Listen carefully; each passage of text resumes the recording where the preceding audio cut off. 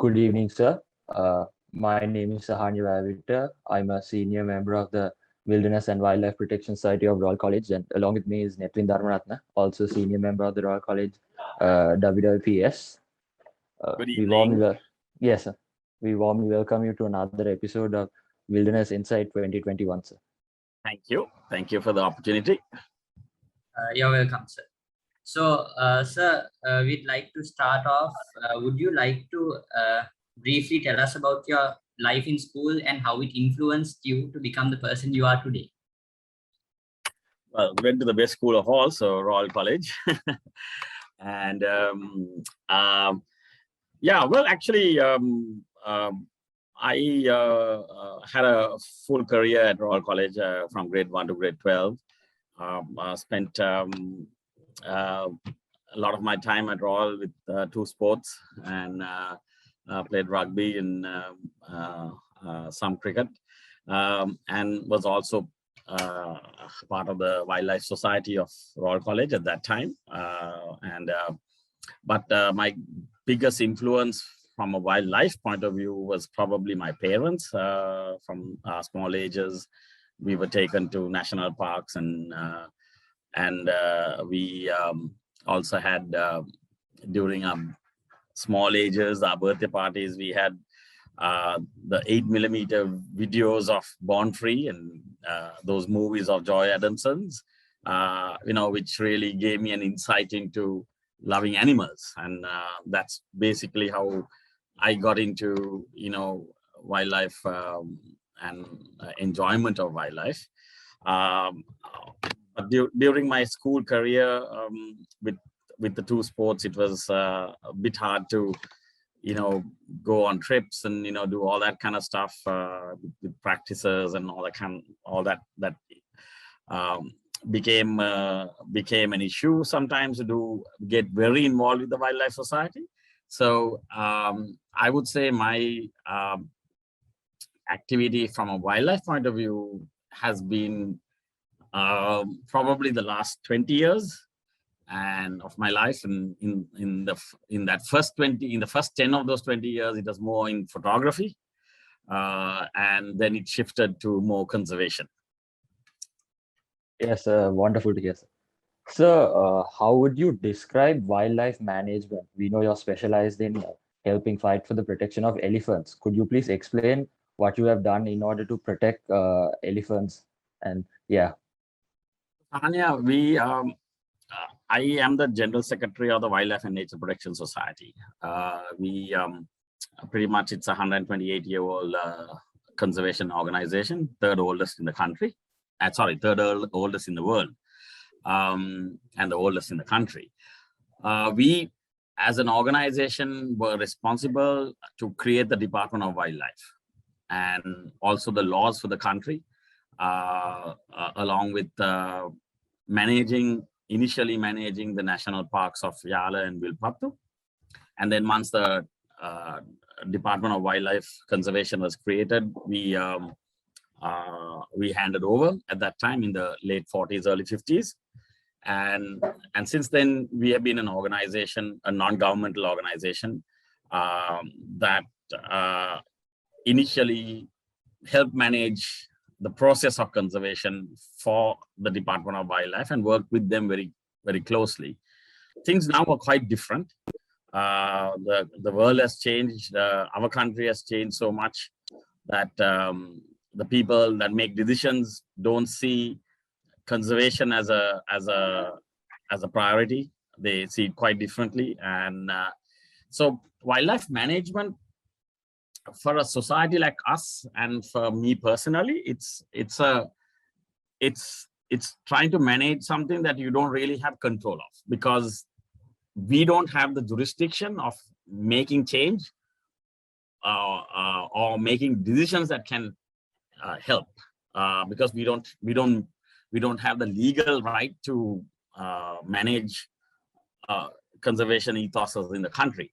However, we can influence, and we can work with the Department of Wildlife to work towards conservation strategies and push them to achieve that. It's a very difficult situation to be in at the moment, as we see it as a society. In some instances are legally fighting the department on a lot of interactions that have not gone towards conservation. And in some instances, we are working with them to fight somebody else. For example, there was the last tasker that was killed, Revatha in the Kala River, that area.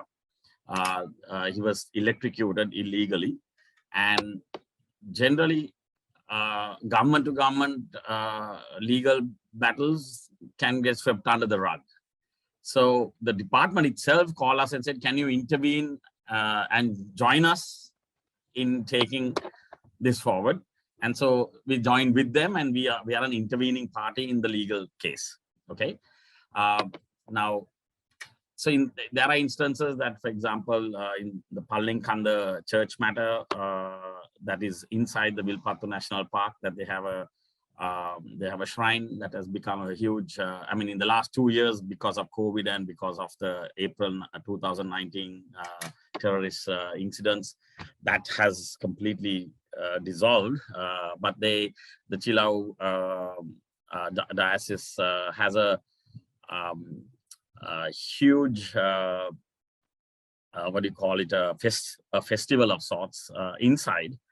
And initially we allowed it to happen once a year, but there were intentions for them to do it more than once a year, like once a month. And so then we went to court, because it's actually, so again, we are with the Department of Wildlife. But there are a lot of instances that we are against them, and we take them to court to stop something happening. For example, the Minister of Wildlife about 3 years ago decided to give automated rifles to what do you call these? Not the, I know the single. How many people are listening here? The Gambata, I don't know what you call them in English, I forgot. And they tried to give 500 guns, and it was going through the Department of Wildlife. So we went to court to stop that. So then we go against the Department of Wildlife to put a halt to that. And part of the court case was, so if you're not going to shoot elephants, because they said, no, this is not to shoot elephants. So I said, then we asked, okay, if you're not shooting elephants, is this to shoot humans? Then they're like, no, we're not shooting humans. Then it's like, why do we need guns? If you're not shooting the elephants, you're not shooting the humans, then why do you need the guns? So no, we need to scare people, we need to scare the elephants, we need to shoot in the air. So we said there are other options for that. You don't need to have an automated gun to do that. So there is, there are instances of that nature that we go against the Department of Wildlife, but in most instances we try to work with them, and we have a very good understanding and a relationship that we help them in a lot of instances. But the management of wildlife, in terms of making decisions for the country's situation, we can only help them make decisions. We can't make the decision for them because we don't have the jurisdiction. We are a non-governmental organization. We don't have the teeth to to go and make those calls. But we work very closely with them to try and help them out. For example, in leopard conservation, we are now trying to build a research center and conservation center in the hills. Right, the Department of Wildlife doesn't have a research and conservation center in the hills. So this will help the conservation of that iconic species. And it's not in wildlife land, it's on plantation land. So it's private or 99-year lease land. So the Department of Wildlife can't just go and plonk a research center in those areas. So we are doing it for them, but we'll work with them very closely. Right, so there is situations like that, how we manage the process. I hope that gives you an answer to what you asked. Yes, sir. Moving on, as an elephant advocate, could you please explain how important elephants are to the biodiversity, to wildlife, and to nature? So to be honest, the role I play for the society is like the cog of the society. A lot of secretaries would know that in any society that you do, the secretary is the one that really drives things and pushes things forward, right? So whilst my love for elephants is there, so I would say about 50% of my time with the society I spend on with elephant work, but I do all the other stuff as well. Okay, so to answer your question, the elephant is an iconic species, right? We have 4 to 5 iconic species, and what that means is the protection of that animal will ensure the smaller animals also do get protected. Okay, if not for elephants, and now I'm talking about the biodiversity, right? If not for elephants, all the pathways that you see in jungles will not be created. They are the ones who make all those pathways for the other animals to move from A to B, right? They are the ones who ensure that if there is grassland that overgrows, they are the ones that would eat it. So biodiversity wise, it helps balance, the elephant helps balance the ecosystem and the diversity within its ecosystem that's living in. Now, why do we want to conserve the elephant? Well, that being one of the biggest reasons. The other reason is economics have said if you let an elephant live for 70 years, which is generally its lifespan. Unfortunately, we don't see any elephants living in our country for that age bracket because they get killed. So elephants and humans have a similar lifespan, about 70 years. The value of that elephant is about $20 million, that one elephant, okay? And I'll explain how that works. I mean, if you take Munidasa National Park, you must have heard of the elephant gathering. It is it's a wonder of wildlife. It's like the 8th wonder or 9th wonder in wildlife. There are 300 to 400 elephants gather in the Munidasa National Park. In those 3-4 months that these elephants gather, the income to the country is 1.5 billion rupees. This is data from 2018. Okay, so on top of bringing income in, it also provides jobs. It provides, opportunities for people to be, earning money, and so it's an economic source for the country, to ensure that we protect these animals or protect this animal, and ensure that it doesn't go away. And at the rate we are having our elephants dying, I don't think in 20 years we're going to have any. That's how scary it is at the moment. So those are the 2 key things. I mean, that I would say that or the 2-3 key things. It's the ecosystem balance that it creates for all the other animals and the ecosystem in the country, in the area that it would live in, and the tourism impact and also the livelihood impact for people who earn from tourism because of the elephant. So, for example, if you take the Udawalawe National Park, which is a key dominant elephant centric park, there are over 150 now hotels out there, and over about 500 jeep drivers.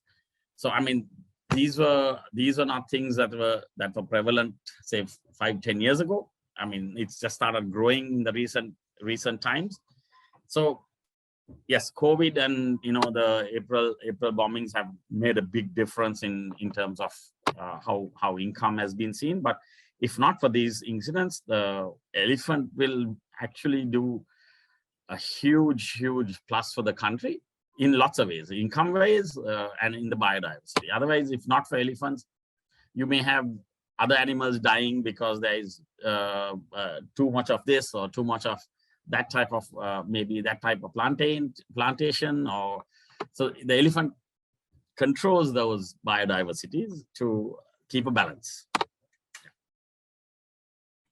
Yes, sir. Also, we know you have founded the WNPS Youth Wing. We have actually done many projects Yeah, you're with right. them. Yeah. Could you explain the impact that has had towards any progress you have been making? Well, yeah, I mean, if you take our school, Royal College, the time that we first came to Royal College to do a program was in 2018. Okay, and unfortunately, there were two things that happened, one plus and one negative. The plus would be the fact that at that time, we all didn't have the Wildlife and Wilderness Society of Royal College. We worked with the Zoology Society at that time. And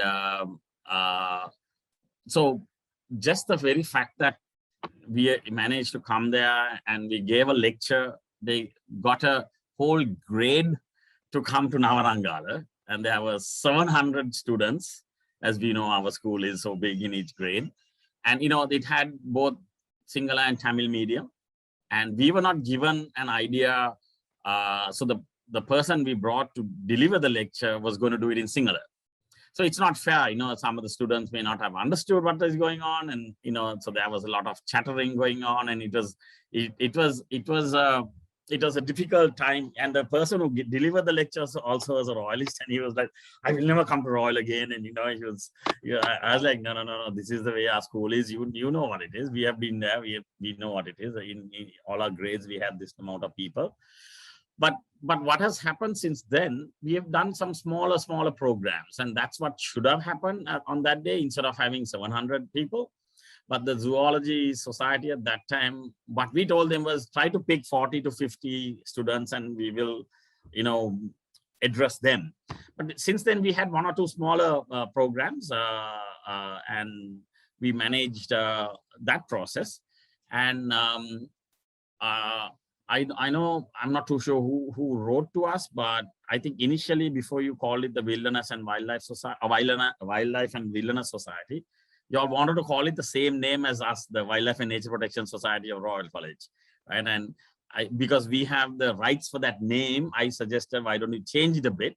And, and I was the happiest person because in that 2018 programs that we did with 20 schools, 10 in Colombo, 10 outside Colombo. And we had a final art competition. So I think those were all good experiences in the end when you take back and look back at it, right? And to see you young gents coming out and, now even asking that question and seeing how you can move forward, I mean, that's fabulous. So that's a fabulous win for the society, the youth wing of our organization. Certainly, I had with another Trinitian, Rohan Vijay Singh, started the youth wing. But we moved out quickly after a year and a half because we are not youth. we are in our early 50s. And we decided that there should be younger people that manages this whole thing. And the person right now that manages is a scientist. She has a master's in ecology, and she's and they, you guys, you work with so many different platforms and the stuff that we may not completely understand, but you guys will understand, like TikTok and this, that, and every other. And I know that you all have done 2-3 programs with the current youth wing team, and that's been I've been listening to that. I was, especially because it was Royal College, I was very keen to be on it and hear how you guys interact and talk. And I was actually very proud to hear you guys. I'm not sure who was the ones talking, but all I'm saying is the people who were there on that day were made me proud that Royal has this now started again. But we had 30 years ago, at that time it was called Wildlife Society of Royal College, and I'm glad that there was a bunch of you that really thought, hey, this is something we must do, and move towards that direction. So it's an important thing. And I know you have a question about how youth and how that can make an impact on. You guys are the change. We are too old now to make that change, right? you folks at your age are the change that will help conserve what we have in our country at the moment, right? So, and y'all are the voice, to be honest. You know, you are the ones that will be heard at your age, and that's so it's very important. You know, the role you will play, and you are playing now, and the role you will be playing, you know, in the future. What we as the Wilderness and Wildlife Protection Society could do to contribute to this problem. Yeah, so Nethwin, it's a very complex problem. Okay, it's not there is no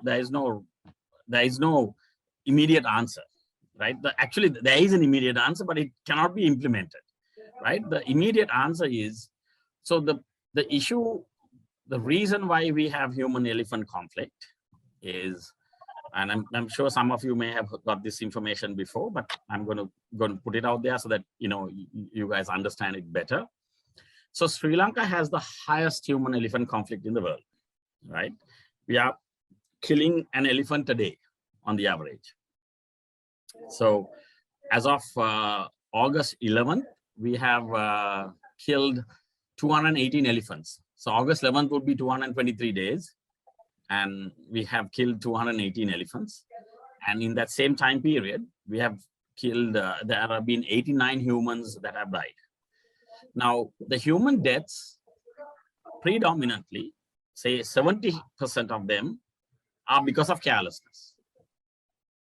And people who who may be drunk and may not know what they're doing in a lot of instances. But the 30% of those deaths could be, reasons that should not have happened. And this, could be the elephant's fault. But the bottom line is a couple of things, okay? So our land use planning since the 50s, this is not something that was created yesterday, day before. This is since the 50s when developments happened. Elephants travel from A to B looking for food and water. So they know through generations and generations and generations, they will go from A and walk 200 kilometers to point B, maybe in 5-6 days or 10 days, find water there, stay there till they spend the jungle in terms of eating everything that's in sight and ensuring, like I said earlier, balancing the ecosystem, and then they will go back to where they came from. So when you go and have bad land use planning and put in human development and human settlements in elephant pathways and elephant walks, the elephants walk, what do you expect, right? You're going to expect a problem because the elephants initially will try to avoid and go, but after they're also a very big animal. They're much bigger than us, and at some stage they're going to say, okay, that's it. We can't. This is how we know to go, and this is how we're going to go. So if someone is going to try and stop us, we'll have to take them on, and in their mind, that's how it works, right? So we humans share in our country 45% of the land mass is shared with elephants. It's crazy. That it shouldn't be in that level. For example, in India, it's 3%, but India is a huge country. Certainly, it's such a big country you can't compare. But there are a lot of things that shouldn't have been done, and a lot of things that shouldn't be done even going forward, right? And then on top of that, the 70% of our elephants don't live in national parks, right? So when I've said 45% live with humans in the same landmass, there is 18% of our national parks that you have elephants. So 18% have only animals and elephants, okay? So in total, elephants are in about 63% of our landmass in total. And of that, 18% are only with animals and elephants, and the other 42 or 43% is with humans. And then you have 70% of the elephants that don't live in national parks. So they're outside. They are going from A to B, right? They keep walking. That's what they've been doing for generations. So this is the key reason why we have human-elephant conflict. And this is why the country is finding it very hard to manage and try and halt and try and mitigate the problem. In the last 10 10 years, 11 years, from 2010 to 2020, 2,955 elephants have been killed and 920 humans have died in the same time period. So we are supposed to have the last elephant count was done in 2011. It's very difficult to do an elephant count in our country. Sri Lanka is not easy to do an elephant count, predominantly because we don't have large savannas like in Africa where you can go in a helicopter or you can put a drone up and start counting, right? I mean, today you will see elephant A in this area and then, 5 days later, it's gone to another area. So you're like, how do you know, how do you know which elephant went where? Because you can't put drones up. You can't do scientific calculations on elephant counts. So even the 2011 count where they have said there is about 6,000 elephants in our country, we can't really, as conservationists, we can't really say, yes, that's a correct number. It's very hard to, but at least it's a start. We can say, okay, if there is 6,000 elephants and in the last 10 years, you're killing, 2,900 of them. I mean, and what is the, and how many are being born yearly? You can, any person logical will realize that the numbers are coming down and, my estimation is that if these numbers continue, I don't think we'll be watching. You guys will be watching elephants in movies and not in jungles. So that's the sad part. So that's what we are looking to stop as an organization. There are a couple of things we do as an organization. One is we've gone to court to. There was an elephant policy, national elephant policy that was done by a whole bunch of organizations, conservation organizations, conservationists, scientists, the Department of Wildlife, which all got together and came up with this policy. But the government is not implementing it. The parliament is not approving it. So we have gone to court to push the parliament to approve it, right? Because that's a very, very key policy. And in that policy, it says, there should be land use planning. You can't put just people into, elephant corridors, and you can't just put people into where elephants live. So then the laws of the laws need to be strengthened, and if killing an elephant is like it's a public property. So it's like manslaughter for a human. So you could go to jail for life. The laws are there, but it doesn't get implemented, right? So one part is the legal aspect that we are pushing. We are also experimenting a thing called the light repel system, and it's pretty much a system that works on LED lights. It's a very crude system because we need to build it in a way that a farmer may be able to afford it down the road. Okay, we can't do something very sophisticated because that will be very expensive and they won't be able to afford it, right? So this LRS, which we call the light repel system, is a mitigative method that has not been tested in the past anywhere, except for a person in Botswana who is also testing similarly around the same time we are. And we never knew that. We just connected recently, and she was saying, Dr. Tempe Adams, she was saying that, oh, we also started this 2 years ago. So we are like, we also started this 2 years ago. And but there was no, we didn't have any correlation with each other at that time. But now we are asking her, what has worked for you? And we are telling her what has worked for us. And our goal is to try this LRS in 25 different locations in different methods and see what the results are. Do it in a scientific way. So we will have camera traps to see, what the elephant does. In some of the locations, we will have a sensor system to kick off the lights only if the elephant or a bigger animal like a wild buffalo or something comes up. So we are doing the testing. We are now, at the moment, we have 4 locations up and running. We were to install a location today. I was going to take the call from the Yala side today, but due to the current situation in the country, we decided let's hold a bit and go back. Let's do that in 2 weeks. Otherwise, I'll be taking it from my bungalow in Yala, this call. So the idea is, every other system that has been tried to mitigate human-elephant conflict has predominantly been electric fencing. Okay, I'm not saying it doesn't work, but the way the Department of Wildlife has gone and put electric fencing is in the wrong places.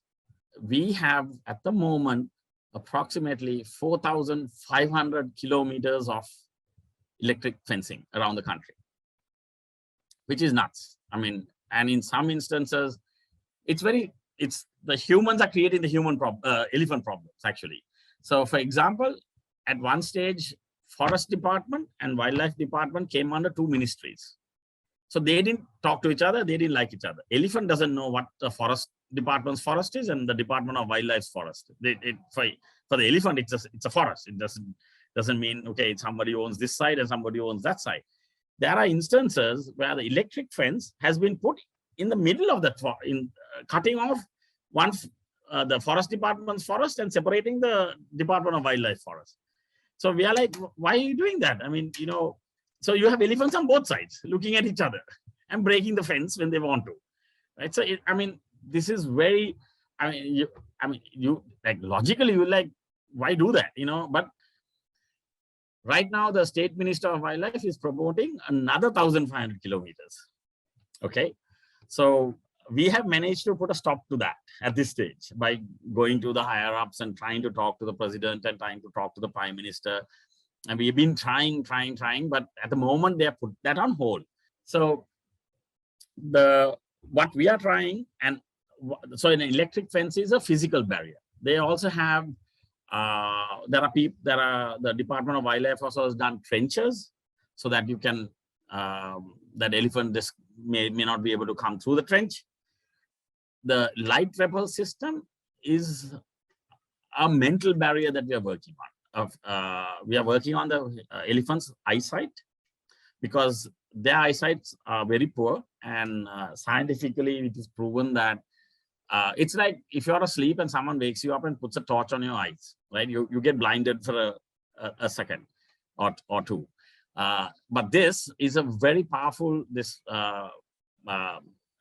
LED light system it's a powerful thing for them. I can send you a video of it if you want to see it. And it blinds them temporarily. So they see a black wall and they think, okay, there is nothing here. We can't see going forward. Let's back up and find another way of going where we are going. Okay. So we are experimenting this. And also the other thing that we are doing is Dr. Prithviraj Fernando. He's the preeminent scientist in elephants in our country. He has come up with a concept, and he's been experimenting it for the last 10-15 years, called the village fencing and an agricultural fence.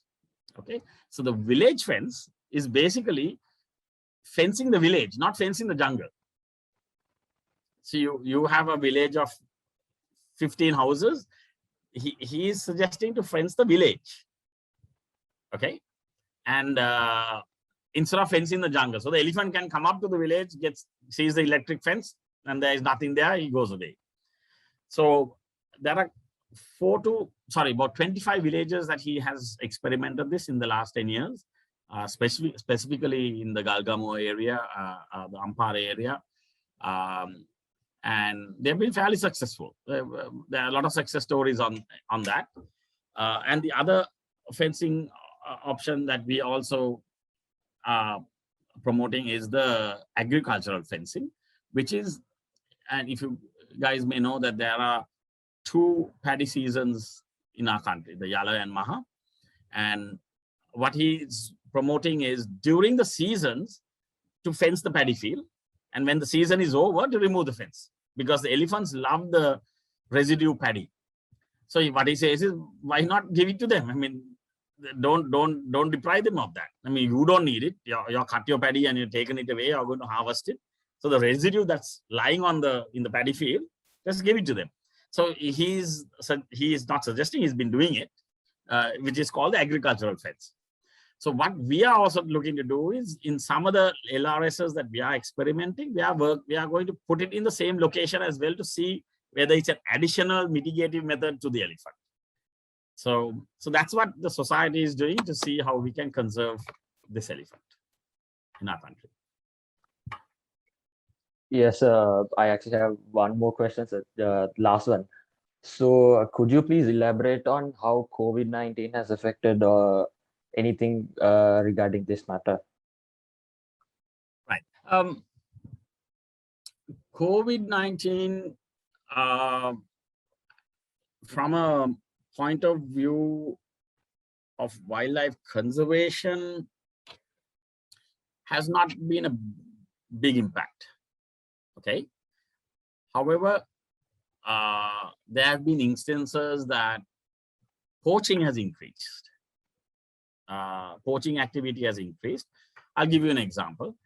You have a lot of estate folk who come down to Colombo and work in daily wage situations, or in companies and stuff like that. A lot of them who lost their jobs go back to where they came from, right?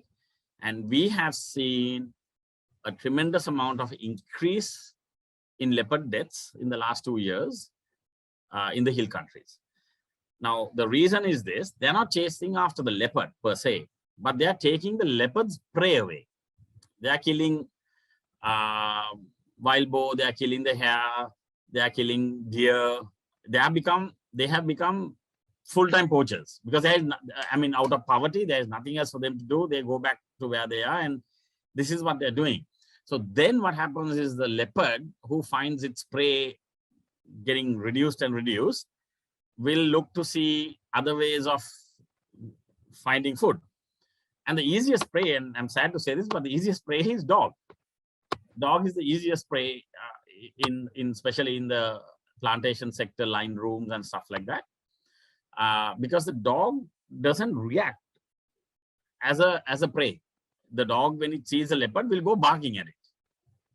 Okay, so it's the easiest. Leopard, all it needs to do is, leopard is 10 times heavier and bigger, just takes it and goes, right? So from that point of view, we have seen COVID has made an issue in increasing poaching, especially in the hill country. In other locations, to be honest, in 2020, the number of elephants that were killed was less than 2019. In 2019, we lost 409 elephants. In 2020, we lost 318. Okay, so I would say the correlation is not very prevalent to that COVID-19 has really made a deep impact on wildlife conservation, but certainly I would have to say that poaching activity has increased. I just gave you an example of the hill country, but I'm sure in a lot of the national parks as well, there is increase in poaching activity, because the daily wage person has lost his or her income, so they need to supplement that in some way. And if they are in the borders of national parks, that's the easiest thing to do, because whatever is said and done, there is a demand for the meat, right? For example, you guys are still at Royal, right? I mean, still in school, right? So there was another thing that I started with the Thomian. We call it the Thoroughbreds tent. I don't know whether you have seen it while you were at the Royal Thomian cricket match. It's a tent that we started 12 years ago. And we have now 1,100 members of it, in both schools. And 4 years ago, every tent had wild boar in our tents, right? And wild boar is illegal to sell. Okay, you can't transport wild boar, but all the tents had wild boar. So I slowly started changing that within the tent system. And how I proved to my committee at that time, because I was the president from the Royal side. Actually, I started it. I started the tent. So how I proved it, I was like, if you look at the numbers last year, we spent this amount on wild boar, and we couldn't sell everything. So I was like, we had to throw away wild boar, right? So I said, it's a waste of money. It's not what we should be doing. And as a responsible tent in that Royal Thomian, we have our fun. People get drunk. We do all that kind of stuff, but we should keep away from this, and why don't we just have a nice pork counter? So what I'm trying to say is, we need to reduce the demand of of wild boar, and thereby reduce the supply. Because if you don't have anyone, if they don't have anyone to supply it to, they're not going to kill it. Because they're not going to eat it themselves. If they are eating it for themselves, I'll be happy. I'm okay with that, because it's a survival, and the guys don't have food, and this is the best thing they have as an option. That's fine. But this is when people like us demand for wild boar and have wild boar in our regular institutions of diets and stuff like that, then you create the supply, and then that's when poaching activity increase. So a lot of our poaching is with game meat, right? And I had to come back to elephants. In our country, elephants are not poached. Okay, that's a good thing. From the 48 tuskers that we have killed in the last 10 years, only 3 of those tuskers had their tusks stolen. So what it means is they have dead tuskers lying on the ground, but the tusk still there. So it's not a poaching issue. It's a human-elephant conflict issue. They're taking revenge on that elephant for coming and breaking into their land and eating their product. So yeah, so that's what I have to say. I don't know whether I answered everything you all want. If there's anything else, please do ask. I'm more than happy to answer. No, sir. We actually got all the needed answers. Yes, I think that summed up everything. Yeah, I think that concludes our time. Okay. So once again, thank you for your time and your wonderful explanations. Hope you have success in your future projects. Thank you, and hopefully I will see you as part of our society down the road. Nethwin, Sahani, both of you. Okay, thank you very much. Thanks. Have a good night. Bye. Yes, sir. You too. Good night.